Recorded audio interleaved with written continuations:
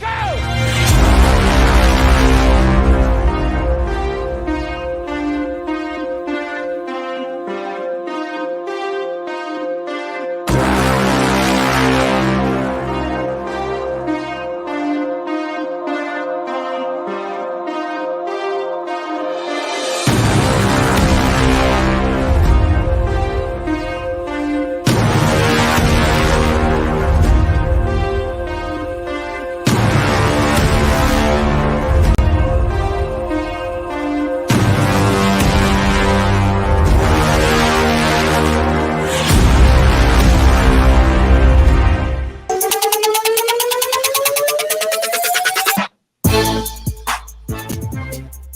Good afternoon. Welcome into Main Street Sports Today, presented by Mid-Tennessee Bone and Joint. It is Wednesday, despite my thoughts otherwise earlier today when I thought it was Tuesday.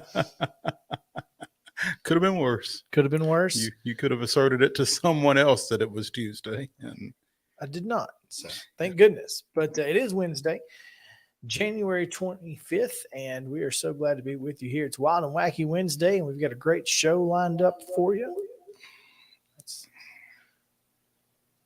That was loud. it was. Yeah, sorry. I had my That was an odd echo. I had my computer mic and speaker on from our meeting staff meeting earlier that today. takes place on Wednesdays. Not Tuesdays. Not Tuesdays. Which is why you weren't In there. the meeting. Oh man, what a day. It's been a good one though. And we do have a good show. We have Heather Williams, who is going to join us and talk about her trip to the NASCAR Hall of Fame induction. Also, her trip back with some hardware in tow. How about that? It's pretty exciting. So But not surprising. No, not at all. Not at all. So we'll talk to her. We'll also talk to Mississippi Braves radio voice. I assume he doesn't have an analyst. He's probably like Jeff and just does it by himself. I can't imagine a AA radio announcer having a color guy unless it's just somebody that just shows up, walks in. so we'll just say the radio voice of the Mississippi Yeah. Braves, Chris Harris, and talk to him a little bit about the developing news that Chip Carey will not be in the TV booth for the Atlanta Braves for the first time in 44 years. That Carey will not be in the booth. Now, is that done? It's official. Okay. It's done. And now the long process of finding someone to go in the booth, It can't be too long. or not, in my opinion. Yeah. But I don't need a play-by-play man for a television broadcast. I can see what just happened. What I do want is Jeff Francoeur and Peter Moylan just to chat. Just to pull a Manning, huh? Just Manning cast it. That's not going to happen. It's not, but tell me it wouldn't be the way better option. You could throw BJ in there, put those three in the booth, and just let them have a good time. That's not going to happen. Somebody's got to facilitate. Yeah, somebody's got to direct traffic. And that's what you need a play-by-play voice for. Yeah. But you don't need them to be play-by-play because, again, I can see what happened. Yeah. So Yeah.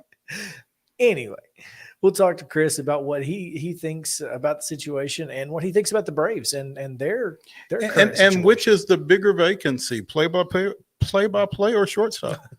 It's a good question. Well, one of them we don't have anybody for. One of them doesn't affect the game. I know, but it's not really a vacancy. Yeah. I don't think. That's it. Yeah. Anyway, we'll get to all of that and much, much more.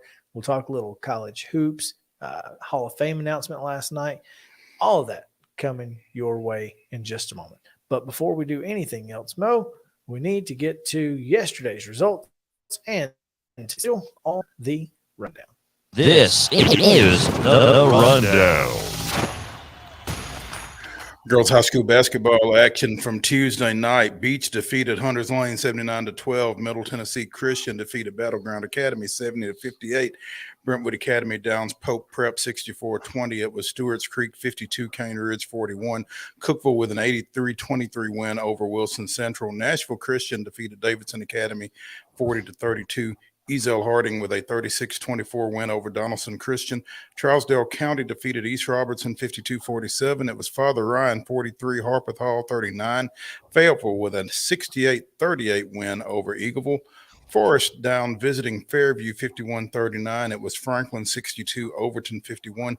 Franklin Classical with a 39-23 win over Zion Christian. Franklin Road Christian defeated South Haven Christian 66-23. Good Pasture with a 49-31 win over Friendship Christian. Columbia Academy defeated Grace Christian out of Franklin 62-50. Green Hill knocked off Mount Juliet 70-24. It was Collinwood 82, Hampshire 45. Sycamore with a 54-21 win over Harpeth. Hendersonville defeated Station Camp 44-34.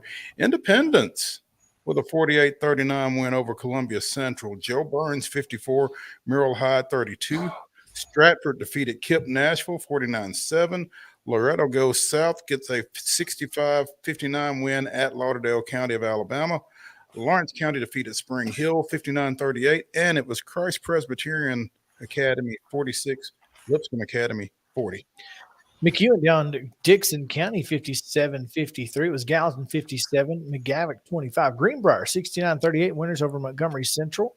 Clarksville Academy 96-14 winners over Mount Juliet Christian. It was Giles County getting their second win in district play. A 48-35 winner over Mount Pleasant. It was Murfreesboro Central Magnet 50, Hillwood 11. Oakland 62-20 over Laverne. Page downs Marshall County 52-44. Creekwood with a win over Portland 45-33. With Webb School 75, Providence Christian 24. Brentwood Battle of the Woods winners on the girls' side 81-45 over Ravenwood. Blackman down Riverdale 60-18. Rockville 55, Siegel 35. Santa Fe big win over Culleoka in district play 59-49. It was Smyrna 73, Antioch 40, Innsworth 62, St. Cecilia Academy 55. Summertown 83-11 winners over Lewis County. Nolensville down Summit 63-54. Warren Central Kentucky was a 40-32 winner over Kenwood in class 2A top 10 matchup. Wayne County 60, Richland 47. 1A. That's right there, 1A. I was thinking about Top Summertown. 10, 1A. It is top 10, though. They're in Class A. Rossview is a 59-37 win over West Creek, White House 53, Liberty Creek 30, and Cheatham County 65, White House Heritage 29. Boys high school basketball action on Tuesday night. Beach with a 72-52 win over Hunters Lane. Battleground Academy defeated Middle Tennessee Christian 66-64. It was Brentwood Academy 82, Pope Prep 58. Stewart's Creek defeats Cane Ridge 77-68. Westmoreland with an 82-43 win over Christian Community. Cookville edges Wilson Central 66-44. Davidson Academy 81. Nashville Christian 38. East Robertson defeats Trousdale County 60-46. Montgomery Bell Academy with a 47-41 win over Father Ryan. Eagleville 60. Fayetteville 58. Fairview goes to Forest, gets a 62-44 win.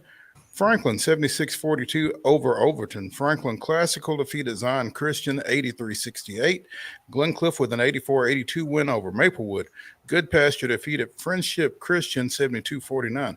Grace Christian of Franklin hit 19 threes. Columbia Academy won 83-75. Green Hill with a 54-46 win over Mount Juliet. Collinwood defeated Hampshire 70-38. Station Camp with a 46-35 win over Hendersonville. Hillsboro 51, Centennial 45. Independence with a 78-56 win over Columbia Central. Loretto downs Lauderdale County, Alabama 40-35. Lawrence County 56, Spring Hill 40. Christ Presbyterian Academy 55, Lipscomb Academy 48. Dixon County 68, McEwen 56. Gallatin defeats McGavock 73-47. Greenbrier 64, Montgomery Central 39. Clarksville Academy downs Mount Juliet Christian 73-17. And Giles County with the 61-54 win at Mount Pleasant. Murfreesboro Central Magnet was a 49-46 winner over Hillwood. It was Oakland 62-51 over Laverne. Page 65, Marshall County 47. Portland was a 55-52 winner against Creekwood. It was Webb School 60, Providence Christian 32, Ravenwood 50, Brentwood 48. 55-49 was the score. Blackman over Riverdale, and Rockville 64-57 winners against Siegel. It was Santa Fe 58, Culleoka 42, Antioch 60, Smyrna 50. Summertown was a 51-48 winner over Lewis County, and Nolensville down Summit 56-45. It was University of School in Nashville with a 55-53 win over Franklin Road Academy. Tennessee Heat down to Upperman 62-56. Warren Central Kentucky 81-34 winners over Kenwood. It was Cascade 71, Watertown 47, Wayne County 61, Richland 58. That's a big win for Wayne County. Rossview Downs West Creek 63-47, White House 58, Liberty Creek 40, and White House Heritage 52-47 winners over Cheatham County. In National Hockey League play, the Preds beat the Jets 2-1. Today's sports action of local interest. High school basketball doubleheader. Springfield goes to Clarksville Northeast. That's a 6 o'clock start for the girls. In men's basketball action at 6 o'clock, you can see it on SEC Network as Georgia takes on host number 5 Tennessee. And at 7 on ESPN Plus, Belmont travels to Evansville, and we will be able to kind of recap that tomorrow night when Casey Alexander joins us on Coach's Corner at 2:20. NBA action tonight, the Grizzlies at the Warriors. That's a 9 o'clock start on ESPN. And that is your rundown.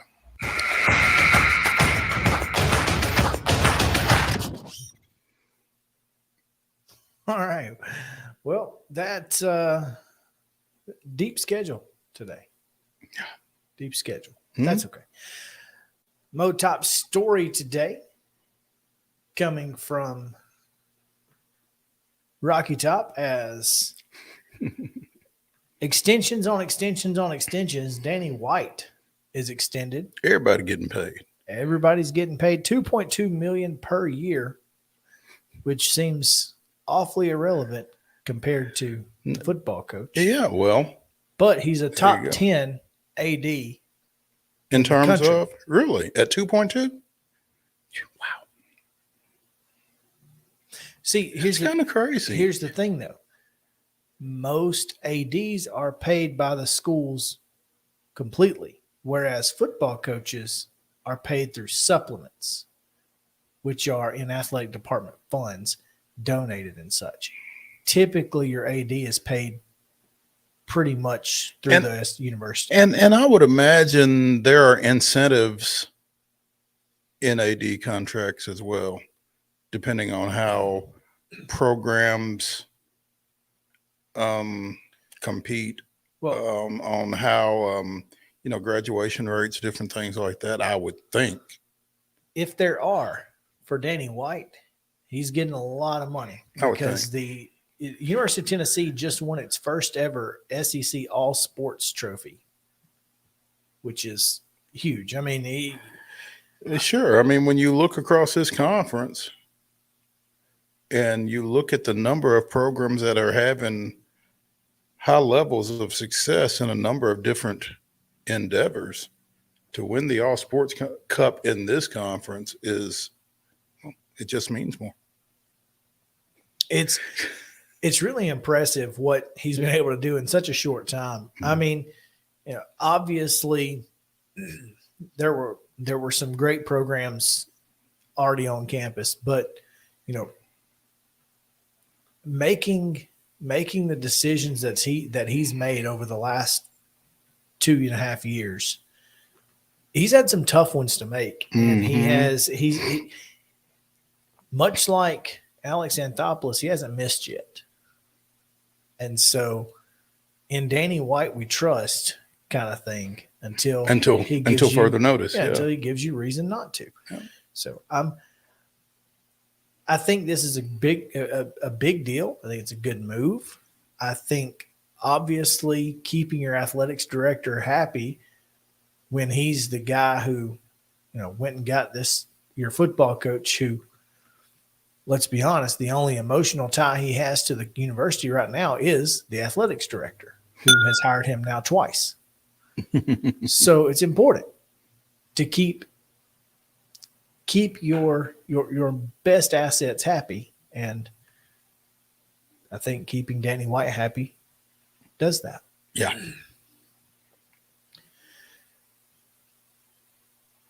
want to get to something a little bit later, Mo, but we can mention it now. The Pro Baseball Hall of Fame announcement last night. Scott Rowland going into the Hall of Fame. Now, we're going to get to this later, or we're going to get to it now? We've got 5 minutes. All right, then. Scott Rowland is a pretty good ball player. Mm-hmm. I think his numbers are probably Hall of Fame worthy. I mean, the fact is, dude's got like 70 WAR, which is insane.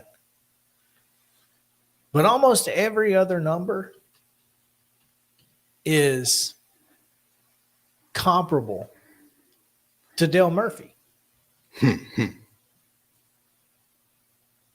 And Dale Murphy is not in the Hall of Fame. So my question is Dale Murphy a Hall of Famer, or is this or is Scott Rowland not? Or is this a Hall of Fame? Is this the WAR Hall of Fame? You know, I'm not a big analytics guy. A lot of it escapes me at my advanced age. I don't know what wins above replacement means. Well, but there are a number of people that will swear by it, and there are a number of people who will make great fun of you because you don't get it. But what I do get is 316 home runs versus 398 for Dale Murphy. Continue. 1,287 RBIs. Few more than Dale. I mean, there are just numbers that have come to be landmarks.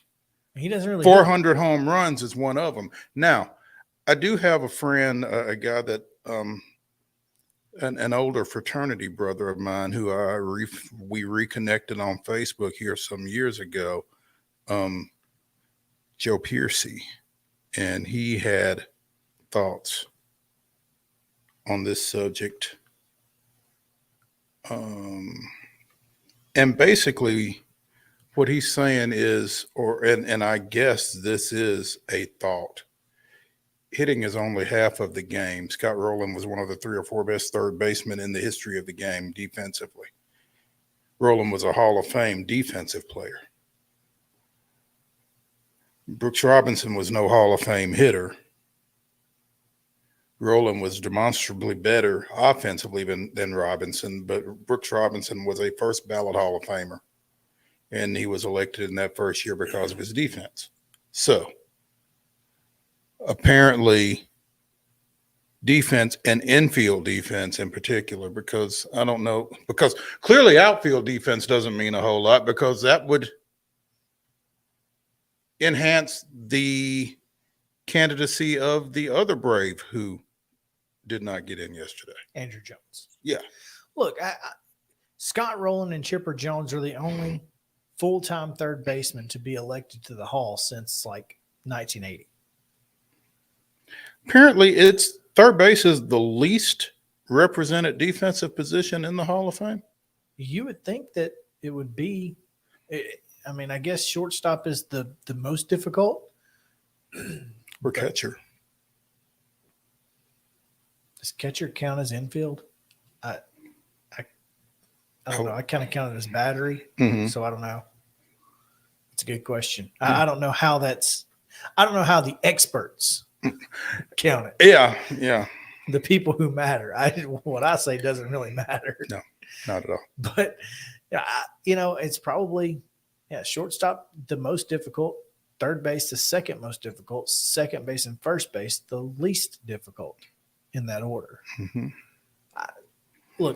I'm not mad that Scott Rowland. I'm not kicking on Scott Rowland at all. I mean, fantastic career. I just never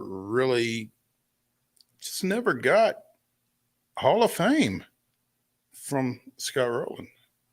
I just didn't. I will say this.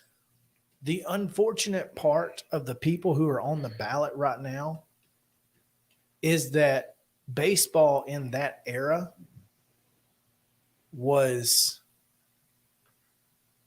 full of a lot of really good players, but not a lot of great ones because all the great ones were juicing. Here's the thing about Scott Rowland, and again, not necessarily kicking on Scott Rowland, just, relative to some of the arguments against some other folks that you hear. In the last 8 years of his career, he only hit 20-plus home runs twice. He has single-digit home runs more. Now, maybe there were injuries involved there because there's a pretty low number of games. He played 92 games with the Reds in 2012, played 65 in 2011. Again, he hit 22 home runs, 95 RBI in 2006, and then he only topped 20 one other time when he hit 20 with Cincinnati. Now, again, I'm showing my age because I'm looking at power numbers and I'm not looking at WAR and slash and OBP and all that OPS stuff. is my favorite. On base plus slugging. And he has a career of 855. What does that mean? It's well above average. Is it? I mean, I'm okay. I mean, you'd like it to be 900, but I mean, his career slugging percentage was 490. I mean, that's nearly half the balls he hit were extra bases. That's pretty good. I mean, dude had 50 doubles almost 3 different times. He had 49, 48, and 45 doubles. That's pretty solid. Won several Gold Gloves. Never won MVP. Of course, he was never the MVP on his own team because he played with Pujols for a while in St. Louis, in Philadelphia. I guess he might have been, but I don't know. Now, for comparison, for what we're in the sense of full disclosure, Murphy's career OPS was 815, and his career slugging was 469. There you go. But he played like 5 more years, I think. Yeah, his last only one. His last few years, though, after he got hurt, really dumped those numbers. And I think that has to be somewhat, talked about. Rowland was the only player elected or announced as a inductee yesterday. Todd Helton came up just short of the 75% He's necessary, but he came in at 72.3%, I think. So there's the rest of them. Well, not everybody's watching, are they? I don't know, but I was just pointing so you could. Yeah, thank you. I appreciate it. I think Billy Wagner's getting in, and I think Andrew Jones is going to get real close. I think I saw a tweet yesterday that said anybody who has ever came in at 43.5% or something like that in any balloting has eventually gotten in. Well, Jeff Kent is done at 46.5. He's the only one that is done, though. Was this his 10th year? This was his final year. Oh, wow. So he falls off the ballot. I never really necessarily got Hall of Fame from Jeff Kent, but that's tough for him.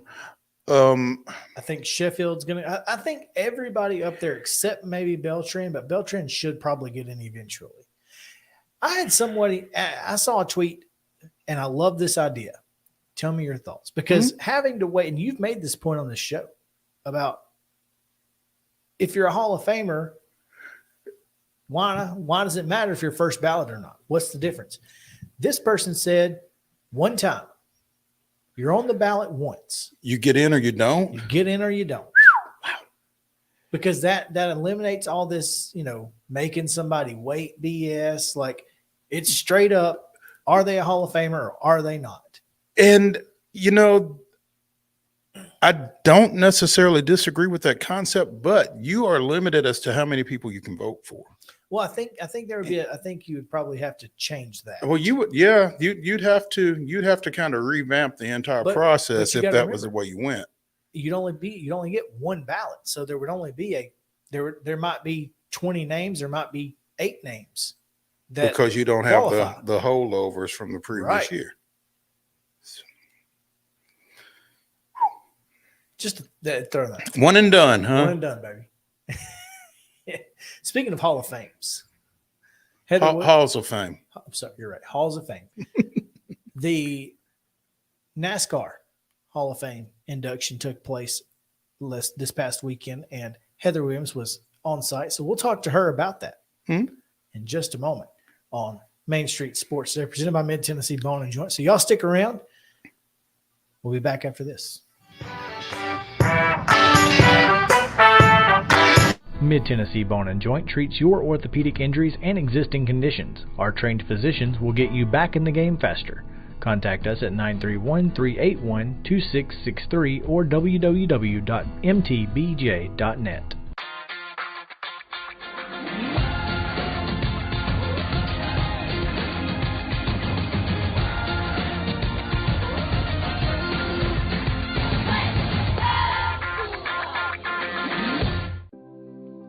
Custom Stone Handlers supplies over 600 distributors and suppliers with quality stone products. Along with River Stone, we produce and distribute over 100 building, landscape, and other bulk products. Our goal is to provide quality products, service, and partnerships to ensure our customers' success.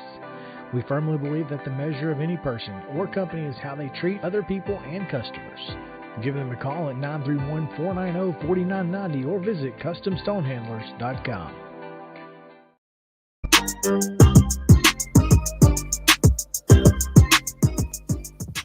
That's new. Welcome back in Main Street Sports Today, presented by Mid Tennessee Bone and Joint. We do have some new music today. You might hear some new tunes.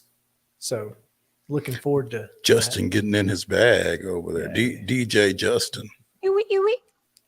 on the ones and twos. There we go. Each Wednesday, for the most part, throughout the year, we get a chance to visit with our favorite motorsports analyst, reporter, expert. And so this week, no different. We welcome in the award-winning Heather Williams. Hey guys, what's going on? Heather, you had a bone to pick with Chris last week. We have one to pick with you today. Oh gosh, what I do? Because apparently last Wednesday was your pick. Yeah. Oh yes, it was. Not tell nobody. We did not know, because we would have brought you in accordingly had we known. So happy birthday to you, Heather. Yeah, is right. We don't need to talk about numbers. That's why I don't get that excited about it anymore. You pass a certain number, and you think you pass a certain number, and you're like, oh gosh. Like I look back on my Facebook statuses from like 15 years ago, and I want to strangle that person. It's like that person's like, Yes. oh, I'm 2 days from being old. It's like, oh, get out of here. So yeah, we're long past those birthdays. Okay, but there's a line in which you stop getting excited about birthdays, and then there's a line that you start getting excited again because you've made it to a certain moment. It does beat the alternative. So yes, happy birthday, and you celebrated quite well, I guess. Yeah, on the air. Yeah, well, not just that, but brought home some hardware this weekend. Yeah, National Motorsports Press Association took home a second and a third. Actually pretty exciting because it's not like, a lot of these awards have divisions and based on your size. The category I took second in, first place was Fox Sports, and the category I took third in, first and second was NASCAR Media Group. So yeah, I felt pretty good about that hardware for sure. Probably more special than most. So you're in there battling with the big boys, so to speak, huh? Trying to. You know how it goes. Well, we know how it goes, but we know you can. So congratulations to you on awards and those recognitions. Just confirming what we already knew. There's very few folks out there who are more well versed in motorsports than Heather Williams, and we're really glad to have her on Main Street Sports Today with us. So there it Oh, is. look at that. Pictures of the Oh, look at hardware. that. I mean, there was more going It's on. so There was more pretty. going on in racing this week other than just It's me so winning true. awards. Oh, absolutely. And I'm going to let Chris get to that. I just want to know. Just tell us a little bit about the trip over there and what it's like to to be among the superstars of the sport for a night or a weekend. Well, the Hall of Fame ceremony is really cool because you get to see guys that just don't come around the sport very often. Mark Martin walked the red carpet. Mark Martin rarely is around NASCAR anymore. He lives in the upper west, Midwest. I don't know if he wants everybody to know exactly where he's living, what state, because he was kind of hesitant to say it to begin with. But and it's just really cool to see him because he's not around very often. And you had King, Richard Petty, and let's see who else was on the red carpet. Obviously Dale Earnhardt Jr. and of course all three of the guys that went into the Hall of Fame this year. And so it's really neat. Obviously there are some more contemporary folks that show up to this thing, but it's really neat to see the guys that just aren't around very often and hear what they think about the sport. Kurt Shelberdine, who went in, who was crew chief for 4 of Dale Earnhardt Sr.'s championships, was fascinating to me because he ain't all that impressed with NASCAR right now, and he's pretty frank about it. So it was really interesting to hear his thoughts on the current state of racing. When you get a chance to hear some of these old timers talk, what's is there a difference in kind of how, which NASCAR more so than almost any sport really tries to gravitate to their old school folks. What was that like to see those old timers in the group with maybe some younger folks and that sort of thing?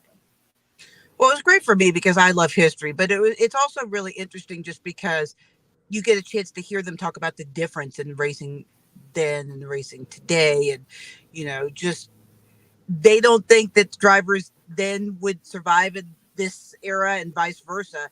And it's just really interesting. Shelberdine is just not, particularly because he went in the Hall of Fame and I got to hear the most from him, is not a particular fan of the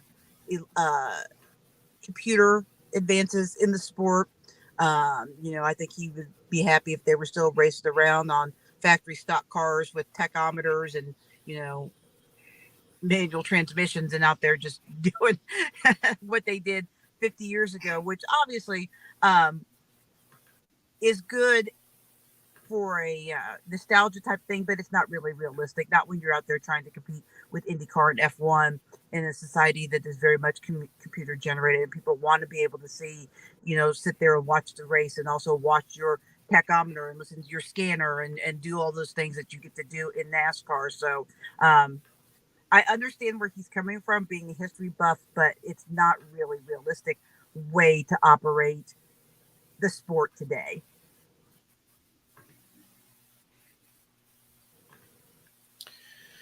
Now, yesterday there was some news that it appears that some of the owners in NASCAR are making at least some headway in the revenue sharing for the future.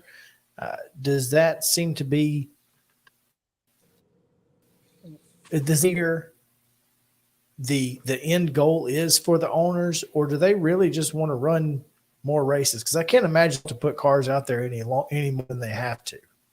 No, they don't want to run more races. They just want more money. Running more races is a ends to that, a means to that end. But if they ran 6 races and made more money, they would be just as happy as if they ran 56 races and made more money. this sport is very expensive, and even with the move with the next gen car to make the sport less expensive because there's less inventory and the parts come to you all put together as one, it's still expensive. And so they really want to somehow get the cost deferred, because obviously the networks are making money, obviously NASCAR is making money, and I just think that they don't think they're getting enough piece of the pie. I don't know the numbers, so I can't say who's right in this argument because I have no idea, but that's their opinion or their position on it. Now, speaking of the next gen car and all of that, has there been any movement on or any news out there? Because I've not seen any about improvements to the car to keep those few issues we had from happening this year. Yeah, there has been. They've done some things to make the car safer. The thing, and make the structure softer. The thing when you have a wreck is that you want, especially the race car, you want the car to basically disintegrate around you. I mean, you want it to take up as much of the impact and have as little of the impact on your body as possible. And the problem with the concussions last year was that the drivers believed that the car was too stiff and that their bodies were taking too much of the impact of an accident. So they've made some changes to that. They've made the cars a little less stiff. I talked to William Byron today, as a matter of fact, and asked him, and he says that he feels pretty confident. And drivers, even before the offseason, before the changes were made, just based on what the proposals were, they all were pretty much in agreement that they're pretty happy with that, moving that direction in the cars. Now, all of them say that safety is always a constantly evolving issue. And even on the Gen 6 cars, they were constantly making changes all the way up to the year that they didn't use them anymore to improve safety, because innovation is always evolving. But as far as that immediate issue and making sure that that's not a problem like it was last year, most of the drivers feel pretty satisfied with the changes that were made in the offseason. There you go. I just hadn't seen it, so glad to hear that. Yeah, they haven't talked about it that much. They talked about it a little bit at the end of the year, but it's been one of the quieter things on the offseason for sure. Want to make mention, I saw that and we quote tweeted it, the highlight package of the girl that's in 8th grade that's already scored her 1,000th point in her career for in high school. She's in 8th grade. She's 1,000 varsity points already. Yeah, it's incredible, isn't it? Now, is this in Virginia? No, it's in Tennessee. She plays in Division II. Division Providence? 2. Yeah, it's Providence Academy. It's the first private school that we have in this area, so I'm not super familiar with how the divisions work in the private schools, but she's in the smaller division of the private schools in So did she play as a 7th grader then, or she must have? She did. That's crazy. The national record is 6,108 points, I believe. I don't think she can quite get there without scoring 2,000 a season for the next few years. But there's the highlight package. I thought, my goodness, she's just out here. Well, watch that jumper. It's smooth. Yeah. Well, and the funny thing is that she had a teammate yesterday that had a triple-double. Wow. So she wasn't even the biggest story. We went out to talk to her, and I thought, gosh, she wasn't even the biggest story, because this is her teammate here. Her teammate had 29 points, 10 steals, and 11 assists, or 11 steals and 10 assists, something like that. And then the young lady, that the 8th grader, had 28 points last night. So pretty incredible. That is pretty incredible. It is in fact. But Heather, we appreciate you taking some time and updating us. We look forward to just a couple of weeks, the Busch Clash. For those who didn't hear, the tickets are now on sale for the Chicago Street Race, and they will have 4 concerts: the Chainsmokers, Miranda Lambert, the Black Crowes, and Charlie Crockett. Just credit everyone. They literally have something for every single person out there. You can't go to this and not find music that you'll like at some point. Well, as for the price of those tickets, I would hope so. Well, Yeah, there's that. There's that. But yeah, so we appreciate you taking some time with us, Heather. As always, congratulations on another year around the sun and on your awards. We appreciate it. Thank you very much, guys. Always enjoy talking to you. Appreciate it. We'll take a break and talk a little hoops on the other side. So stick around. Vanderbilt and Kentucky last night, Tennessee, Georgia tonight, and much, much more. So we'll be right back after this on Main Street Sports Today, presented by Mid Tennessee Bone and Joint.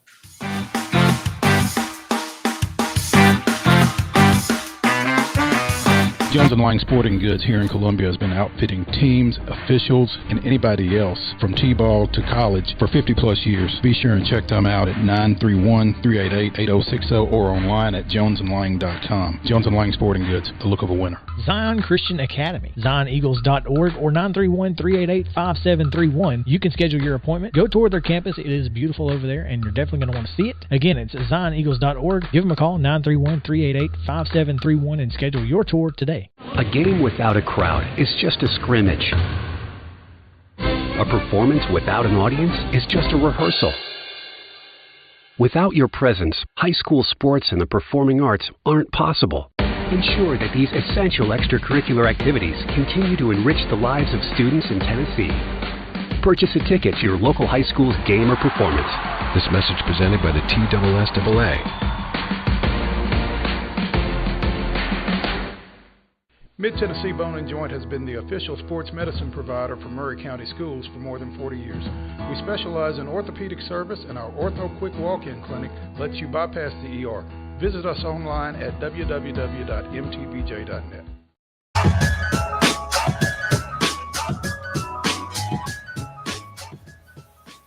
Welcome back in Main Street Sports Today, presented by Mid Tennessee Bone and Joint. We'll have to let the music play a little longer so we can hear it out over the next few weeks. Man, I'm looking. It's good music, man. So appreciate that. We're going to talk to Chris Harris about the Braves, but did you see Ronald Acuna's home run celebration? He enjoyed it. He certainly enjoyed it, and big fan. I'm a huge fan, and I like that there is a climate where that takes place and it's not a big deal. You know, nobody's chastising, nobody's throwing at anybody or anything like that. And I guess I wonder what the reaction is to a big strikeout or a save in a key situation or something like that. I hope they get to pimp that too. I'm just glad that the Braves will no longer have to endure, or Braves fans will no longer have to endure the chastising of the game. Not from among players. I got you. Yeah. Well, there's still a color commentator somewhere down there who doesn't necessarily care for it. Yeah, but I think part of that was who he was with. So anyway, nonetheless, let's talk a little hoops, man. I was wrong. Thought Vandy had a chance. Let me tell you something.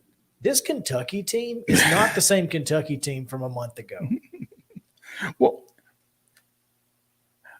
I don't want to be the one to say I told you so, but I did say Kentucky at some point is going to be Kentucky. And you just don't want it to be against you. And it was, in fact, against Tennessee. And since that time, they've turned it on. They're not broken anymore. No, they fixed whatever the problem was. And I think that's huge. I mean, it's huge for the conference for them to be playing well right now and Kansas to be not playing well. I mean, you would certainly – people can chastise you for this all they want, but, you know, conference pride matters in these type of events because we need the SEC needs to win the Big 12 Challenge. You know what I mean? It would be ideal to get some wins in this thing, and a win over Kansas would be huge. No doubt. Yeah. Even though I'm not continues to hurt Tennessee's strength of wins. Yeah. Kansas, for Tennessee's sake, Kansas doesn't need to keep losing, but general. But I mean, at the same time, maybe this elevates Tennessee above Kansas where it counts. I mean, they're already ranked ahead of them, but in Not NET brackets. and yeah. So But yeah, I thought Vanderbilt was going to score a little more than they did last night. I mean, offensively, they didn't look as good as I thought they could. Kentucky had a lot to do with that. I think Kentucky's defense is a little unheralded to this point. Mhm. They did a great job against Tennessee. They did a great job against Vanderbilt last night. I think Kentucky is just a really good basketball team, and obviously the end of the first half was the worst possible thing that could have happened to Vanderbilt. They went from a 3-point game to a 9-point game like that within a minute. So, and then Kentucky just kind of piled it on in the first 4 of the second half, and that was pretty much it for Stackhouse and his crew. And again, it doesn't help that you don't have your big man against the reigning conference player of the year. Yeah. I mean, not having Liam Robinson, I mean, it's kind of beating a dead horse because they're not going to have him for at least another 3 weeks. Yeah. So you just got to figure out how to play without him. But at the same time, you can't say that he wouldn't have made a difference either. So I think following Vanderbilt's trip down to Athens and getting a win, I'm not sure how Tennessee fans feel about tonight, but they probably feel really confident. And obviously the way Tennessee's been playing since that loss, they've consistently gotten better and better. yeah, And I you're mean at they home. played a solid second half at Mississippi State after they struggled a little bit. Obviously they had some people out. They played 40 minutes down at LSU, and you kind of saw what happens when they play 40 minutes against a inferior team. Yeah. Georgia is an inferior team. They are. And so you feel like you're at home. You have an opportunity to, make another statement. Yeah, to further distance yourself from that Kentucky game. You got to play like a top 5 team tonight. You have to play like you deserve to be number 4 in the country. Because there are plenty of people, some in your own fan base, looking for and waiting for you to throw another clunker out there. BBS, baby. And with game day coming in Saturday, you got to feel like, this is a tune-up for a big game against Texas. Again, Big 12 coming in. Yeah, Rick Barnes used to coach there. I've heard. Yeah. I've heard. This is – you can't get caught looking ahead tonight. No. And this could be a trap game if your head's not in it. So you've got to certainly, show up and play the game, as Dabo Sweeney said. Don't be flipping burgers. You got to show up. So just throw that out there. You think that's on a locker room wall in Death Valley now? Maybe we got to show up and play the game. Play the game. Yeah, it was certainly one in Knoxville at some point. I can tell you that. Not the only. The biggest game of the night, Mo, is at 9:00 Central Time on ESPN. The Grizzlies, speaking of showing up and playing the game, are on a 3-game skid after winning 11, and the trip out west has not been kind. It hasn't. This is a team that's got to find a way. And Golden State, by the way, really good at home. Yeah, and regardless of what Golden State has going on, they are still the gold standard, certainly in the West. They're the team. I mean, they are the kings, and Sacramento notwithstanding. And as Ben Ingram said, if you come at the Kings, you best not miss. You best not miss. My favorite thing is the comment, as you can see in this tweet, just says, "Dear God." I'm sure that's a good thing. Yeah. This is a big one for Now for the Grizzlies tonight. You should definitely tune in. Take a nap. Should tune in at 8:30 for the pregame. Featuring Mike Wallace. I'm just saying. I just feel John Morant and Kennedy Chandler are both probable for tonight. Steven Adams, however, is not. Okay, I didn't. Yeah, he's out for like the next 3 weeks, I think.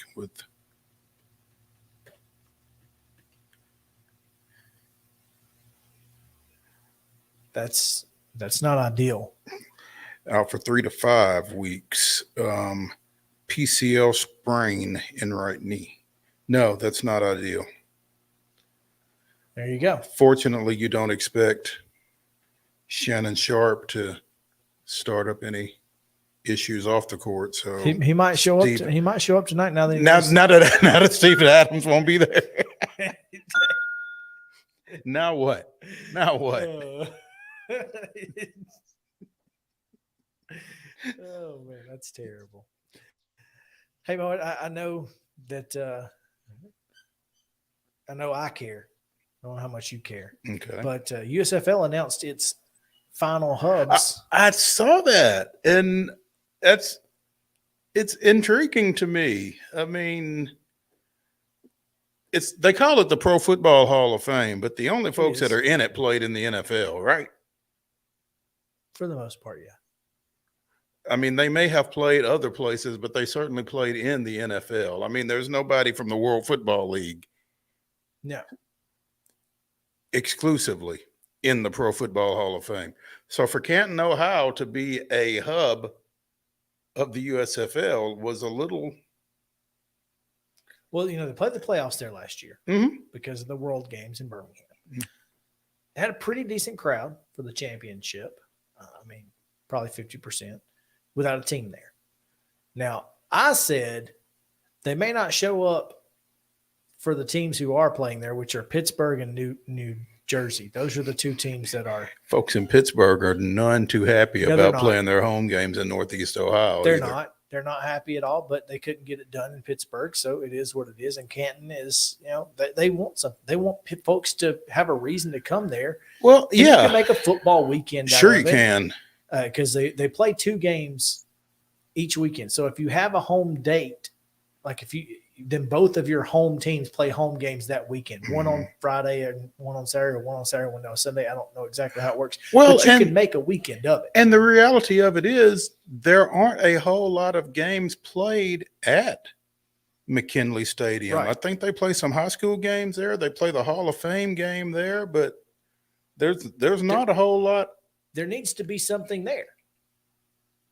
And honestly, the Canton Bulldogs, if they made a return, I wouldn't hate it. But I did say this. It doesn't matter who is playing as the home team. When Michigan shows up, they're going to come just to root against them. Sorry, Jeff. TTUN, right? that team up north. They're not going to be happy. So I think Canton is an interesting host city. If you can't be in one of the 2 actual cities, Pittsburgh or New Jersey, and obviously New Jersey doesn't have a whole lot of options. I guess you could play it, in Piscataway, but I mean, who really wants to? And and then Pittsburgh. I mean, I don't think NFL stadiums are great options. Now Ford Field is a little different, but that's where they'll play. Natural grass at Heinz Field, right? Mm-hmm. And they've got.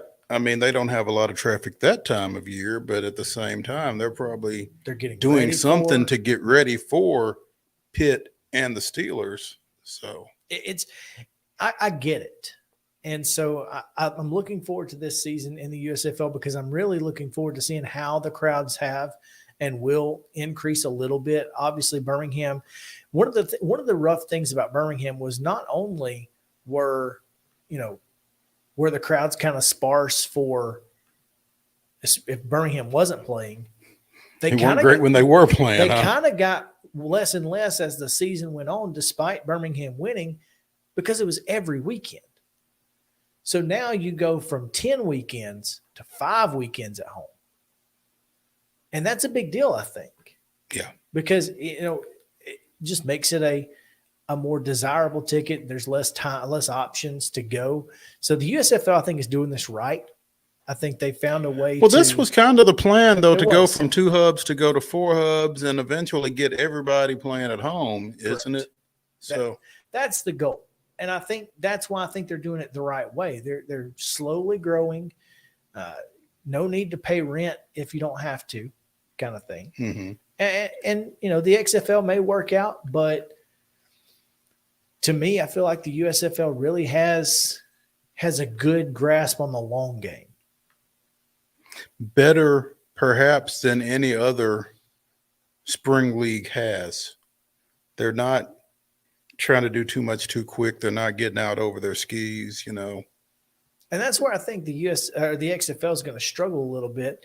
Is I know these teams are going to be playing in home cities, but to me, it feels like if you're not in that city practicing, you're not in the community doing community events, you're not marketing yourself the best way you can possibly market yourself. So what this will do is everybody's going to be in those hubs. They can go out during the week, mm-hmm. market the league, market their game coming up that weekend or whatever, and get folks out. So I hope that's what happens for the USFL. I think spring football needs to be a thing. And I think if it just got to 5 or 6 years, then it would catch on. Kind of catch on.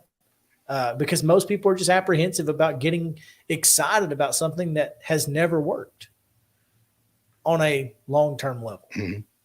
So thanks. I appreciate it. Little delayed there. Sorry. Better late than never. Outside of that, the former Nashville Cat and our friend Kenton Evans putting it out there. He's looking to get into coaching with the Showboats. And I would just like to say to Todd Haley, you should call the man. He could do worse. Yeah, call the man. Maybe we need to text Bruno and hook that up. Hey, Bruno, I don't know who needs to hear this, but we got a guy. We know a guy who can help you out. The Memphis Showboats, baby, that's so cool. It really is. I'm going to have to get me some gear. The problem that I have with it is that I like it. And it's in Memphis. And I mean, look, Memphis and Birmingham are the most heated of rivals. I do like, though, what Memphis is doing with the Showboats and kind of adapting the color scheme that's already in place at the professional level. I agree. I mean, nobody's done that better than Pittsburgh, clearly, but as the Maulers rebranded from purple and orange, to black and gold? Yep. Better late than never again. Yes. But yeah, I mean, I think it's pretty cool when you can create that kind of synergy across teams or across franchises in your city, in your area. Rep your city. Right. I think, yeah, absolutely you should. And look, I mean, when you've got colors that look that good together, why would you not? Why wouldn't you? That's right. Yeah. As you sit there in your Preds blue and gold. There you go. Yeah. I mean, speaking of the Preds, big win last night for them. Huge win. As we talked about the Grizz and their slide right now, the Predators have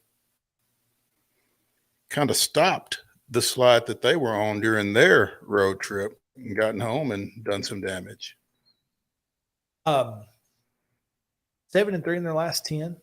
including that, that big road trip. You'll take that. And, you got the All-Star break coming up. It'd be nice if you can take some momentum into that break, not have the bad taste of, 2 or 3 losses. How many more games do they have before the break? One more. One before, and then they have 2 more at home after the break. Mm-hmm. Except we're 4-game stretch here. So they seem to be playing, I guess, more loose for some reason. Well, they certainly had every reason to play tight given the start that they got off to. So, but it's easier to play loose when the puck went in the net, too. I was going to say, and obviously, 2-1, not exactly high scoring, but they played. But they won. They played with the puck a lot last night, and I think that was, obviously huge overall. We don't need, obviously, we don't need our goalies trying to block 35-40 a night, 67 or 67, 64, however many it was. It was a bunch. So I mean, as you watch this team, we all know the issues that fans have with the general manager and the head coach. And I think that's what's frustrating to most folks. Well, and to that end, Ely Tovinen has had a resurrection since joining the Kraken. Has not been good. Yeah, it's kind of the Preds' answer to AJ Brown. Yeah, I mean, to a certain extent, absolutely. I hate. I'm looking forward to the Preds continuing the season, but honestly, we talked about the Central Division. I mean, the Western Central having 5 or 6 playoff teams in it last year. Right now, it's the Pacific Division that has 5 or 6 teams that would make the playoffs if they started today. So, got to find a way to pump those numbers up. Got to pump those numbers. Scrolling through Twitter as we are wont to do, at the TSHF Tennessee Sports Hall of Fame just tweeted, like in the last minute, we've got a secret and we can't wait to tell you. Stay tuned. The class of 2023 is getting ready to be announced, and we know how Brad Willis likes to get people. So better watch out. This should be fun. This should be fun. If you are on Twitter and you're not following, again, at the TSHF, you should, because the next few weeks should be pretty entertaining. No question. All right, let's take a break. We've got Chris Harris, who is scheduled to join us on the other side of the break. So we'll talk to him in just a moment. So stick around here on Main Street Sports Today, presented by Mid Tennessee Bone and Joint. Be back after this.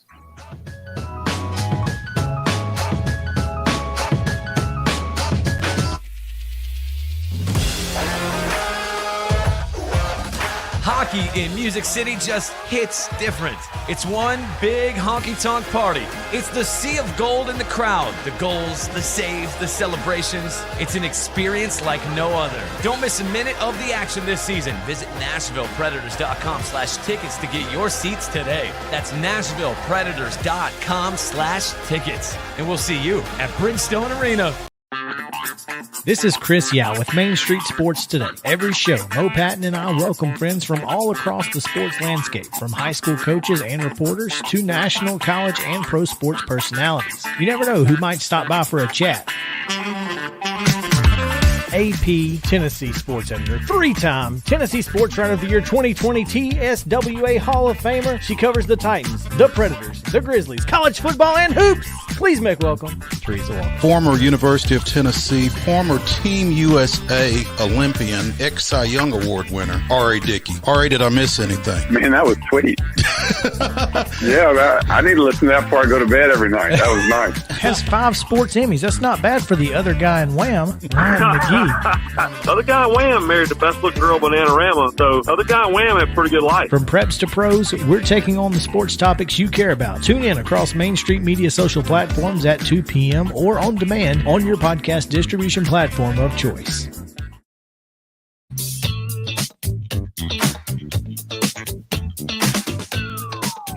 A little funky. We'll take you to funky. Little throwback. Yeah. Said y'all found some old stuff. We did. Welcome back in. Main Street Sports Today, presented by Mid-Tennessee Bone and Joint.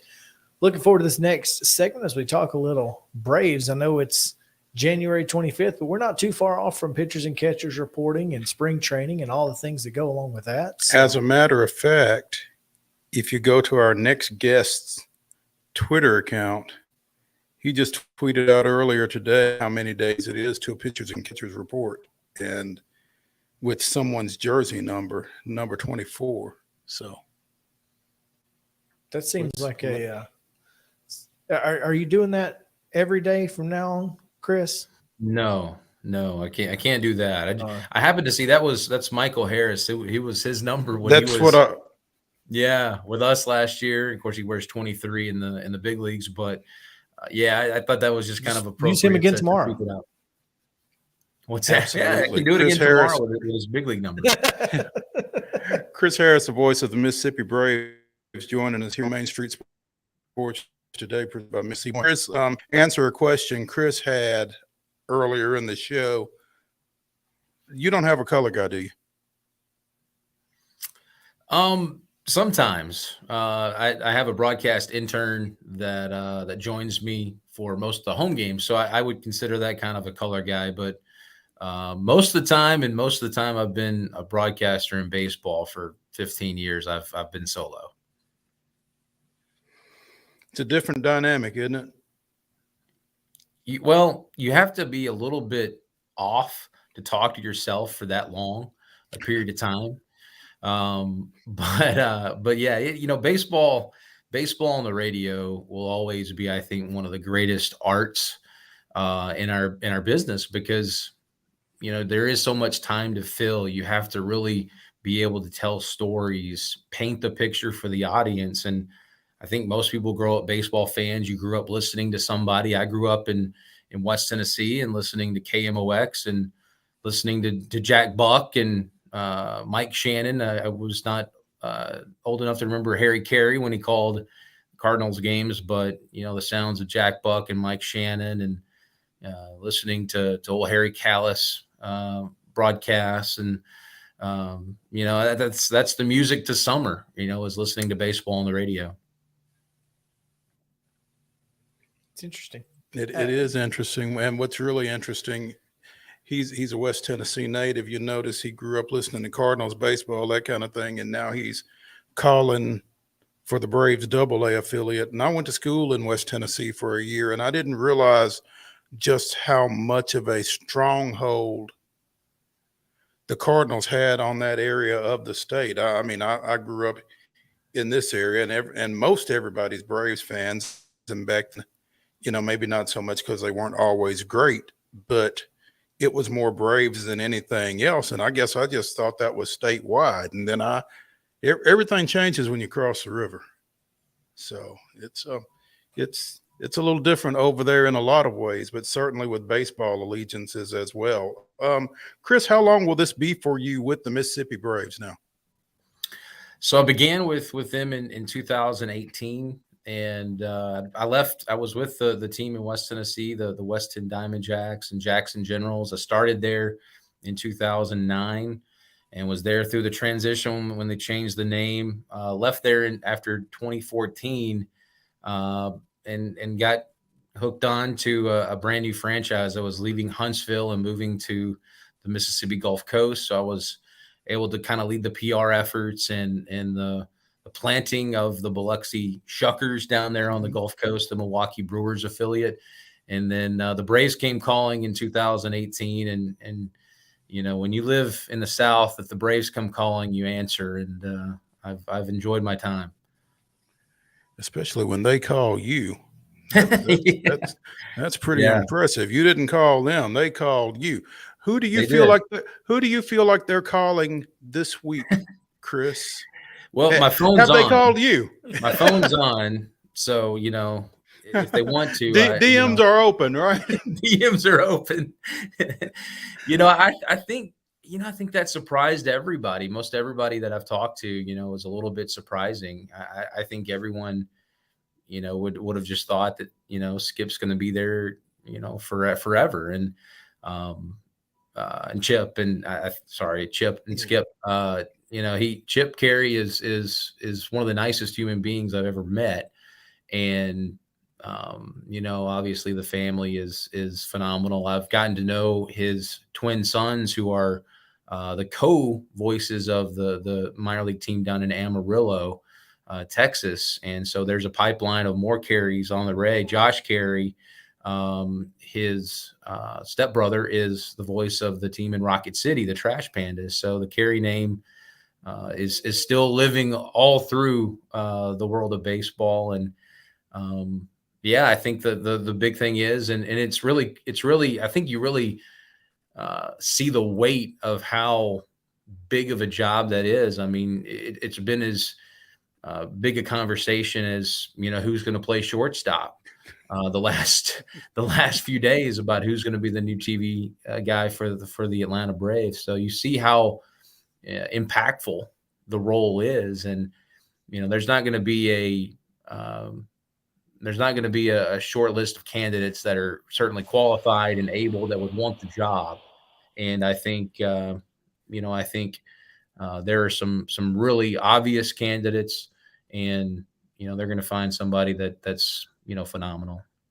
When you say you don't think there will be a short list, Chris, again, it's 20 days before pitchers and catchers report. Are they under the gun in terms of time and getting somebody in place? And will people already established in positions, will they be willing to make that move this close to the start of the season?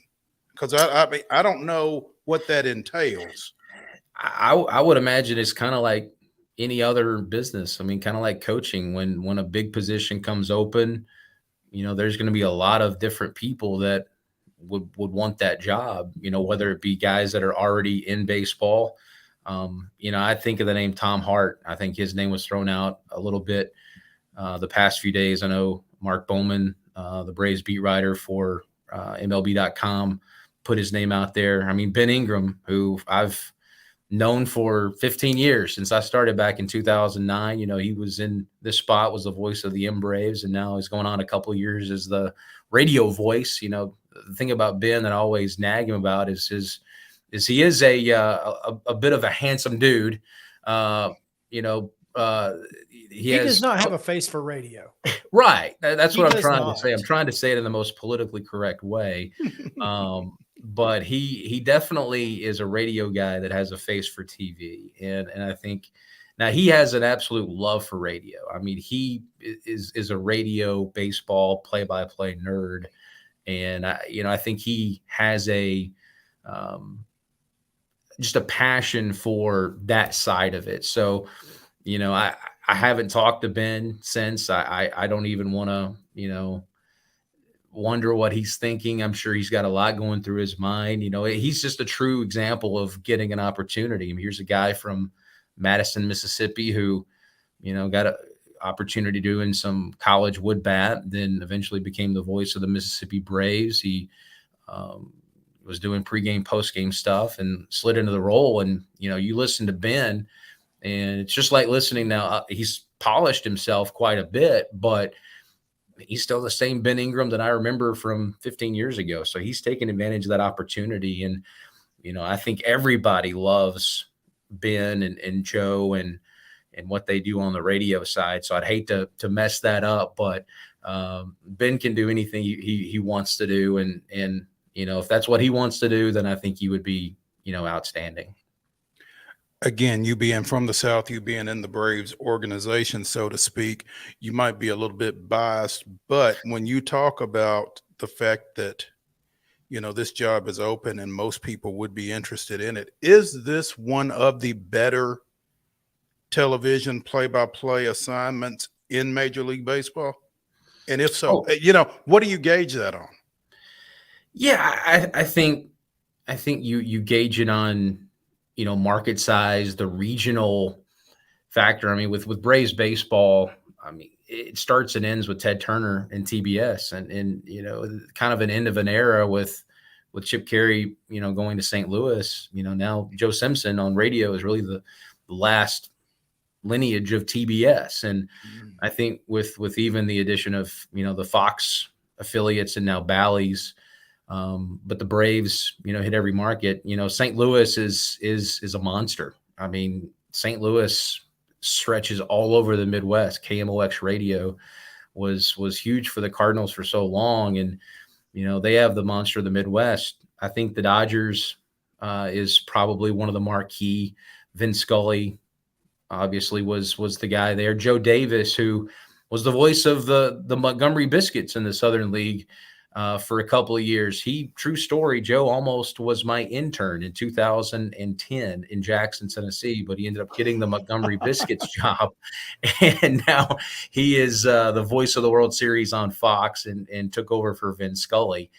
But I would put, obviously the Yankees and the Mets and Los Angeles, the two teams, especially the Dodgers and St. Louis and Atlanta as really the hotbeds of the broadcast industry as well. Chris, I won't try to hit you too hard, but when I came up with and texted Mo and said, hey, we should have Chris on to talk about this, it was because I had actually seen someone mention your name as a potential replacement for Chip Carey. So I just wanted to throw that at you. But man said his DMs are open and his phone is on. I mean, it might have been my dad. You never know. It could have. Listen, I understand that. But I do think it's interesting. I wonder if the Braves, and I know that Bally is the TV. So how does that work? Does Bally make this decision or do the Braves? Do you know? Yes. It's a cumulative effort. I believe so. It's a lot like in colleges where you have, Learfield, IMG, Yes. You're technically an employee and they'll say, you're an employee of Learfield, IMG, with the, are approved by, the University Yes. of Tennessee or Middle Tennessee State University, or approved by Vanderbilt. So it's a, those decisions are made. The Braves and Bally's have, a hand-in-hand relationship. And, I would imagine they've been working on this for some time, and it wasn't probably a huge surprise, but like I said, the bench is extremely long for them. And, it'll be a decision that they both are very comfortable with. Now, that being said, is it possible that they stay in the Bally family and move somebody around?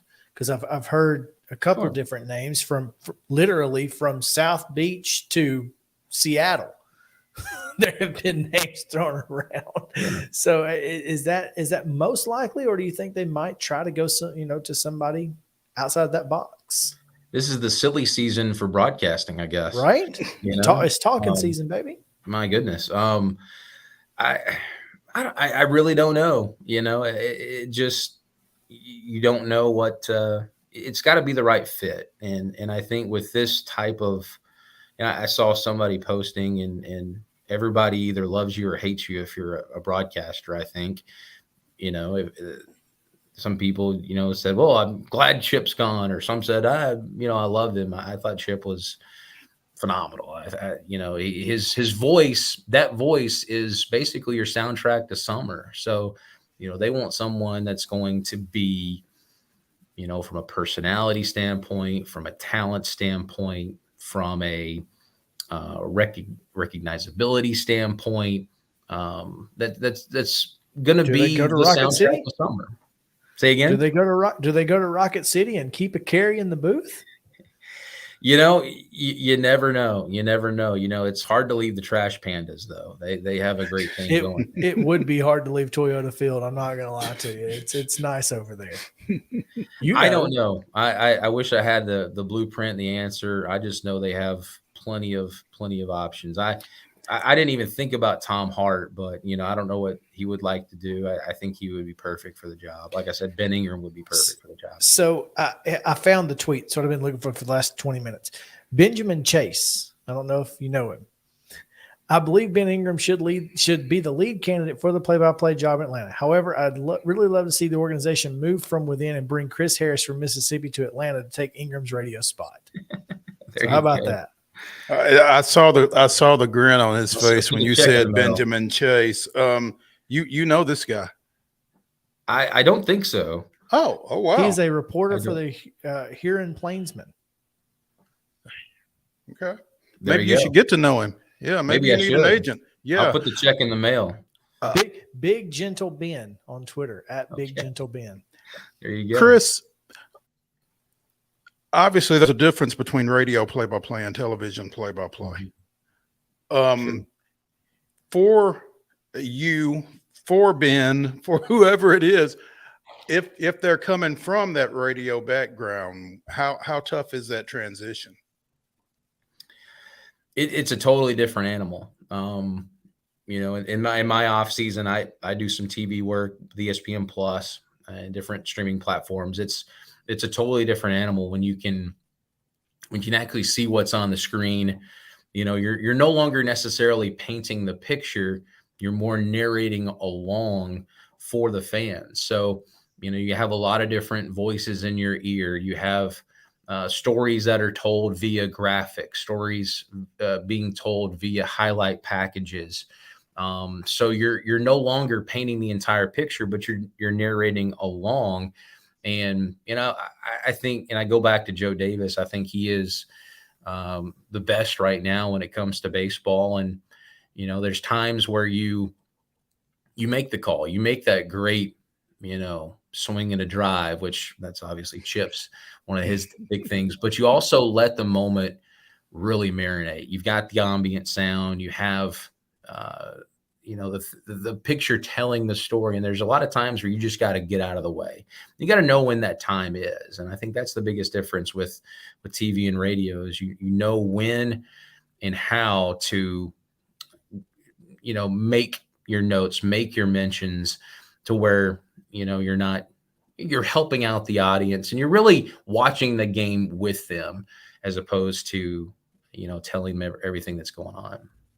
Well, like I said, I don't need you to tell me what's going on. I can see it, which is why I would be totally okay with Brian Jordan and Peter Moylan and Jeff Francoeur just sitting in the booth talking. It would be fun to listen to anyway. But Chris, characters right there. No doubt. Chris, I don't know how much you got to see of Vaughn Grissom, but can he play shortstop at big league level? Mm-hmm. He can. All right, then. That's all I need to know. That's all I needed to hear. Well, if Chris Harris and Ron Washington say he can play shortstop at the major league level, that's all I need to know. That's all I need to hear.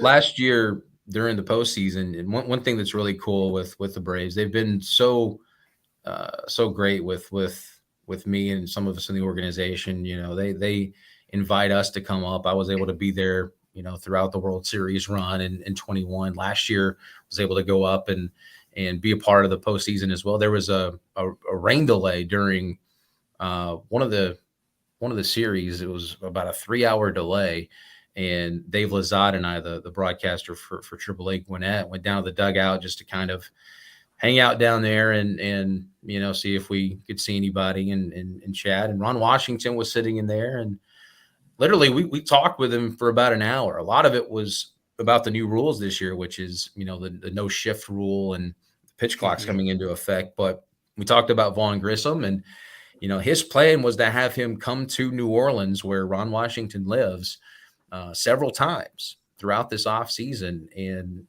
from what I've seen and read, that those visits have happened and they've gone extremely well. And if Ron Washington says you can play the infield, then you can play the infield. And, not only do they have him, but they have Orlando Arcia. So, I wouldn't, if I'm the Braves, I'm a Braves fan, I'm not really worried about shortstop. You got a couple of really good options for the short term, and I think Vaughn's a superstar in the making. There you go. There we go. Chris, from a guy who saw him for what? Mm-hmm. 3 months last year, I guess. I mean, every day. He was literally playing for us against the Tennessee Smokies on a Tuesday night. On a Wednesday night, he had a home run over the Green Monster at Fenway Park. Yes. So, and that ball was crushed, by the way. Yes.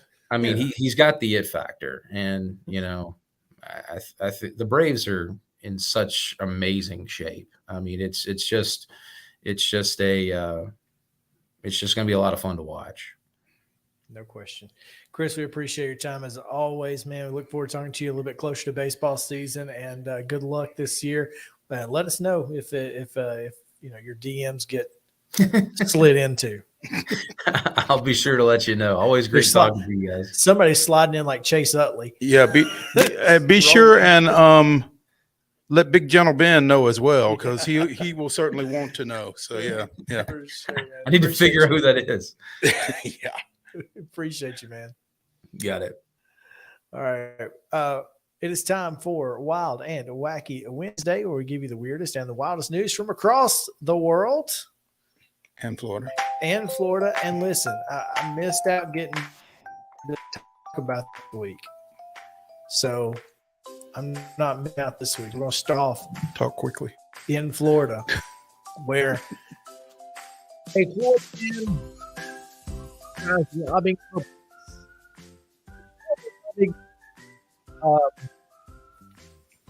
here's the worst part. He was out on bond for allegedly abusing a baby. Hold on, repeat that. And so there, Chris, repeat that one. So he was out on bond for allegedly abusing a baby, which is bad enough. And so now Patrick Abbott, 31, entered Publix on Biscayne Boulevard in Miami when he handed an employee a note that said he had a gun and to put the money in the bag. After reading the note, the worker pretended to help another employee and called for help. He left empty-handed and was arrested on Northeast 50th Street while throwing his note away. As it turned out, the gun was a stapler. I don't have my staplers over there. Mo, don't pick that stapler up and come over here because I ain't got no money.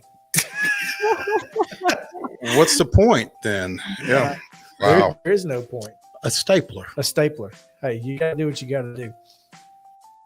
Cumberland, Rhode Island. The Rhode Island Department of Health says it was not able to definitively confirm or refute the presence of a certain person after a young girl requested to have a partially eaten cookie and a couple of gnawed on carrot sticks tested for DNA to see if Santa Claus is real.